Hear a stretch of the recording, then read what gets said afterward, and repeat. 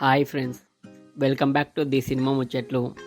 ఈ వీడియోలో 2024 మార్చిలో థియేటర్లో రిలీజ్ అయ్యే మూవీస్ గురించి తెలుసుకుందాం.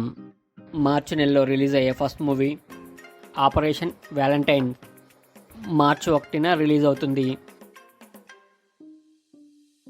2 లపాటా లేడీస్ మార్చి 1న రిలీజ్ అవుతుంది. 3 డబల్ స్మార్ట్ మార్చి 8న రిలీజ్ అవుతుంది.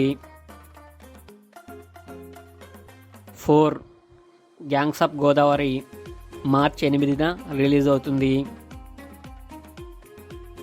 5 భీమా మార్చి 8న రిలీజ్ అవుతుంది. 6 సైతాన్ మార్చి 8న రిలీజ్ అవుతుంది.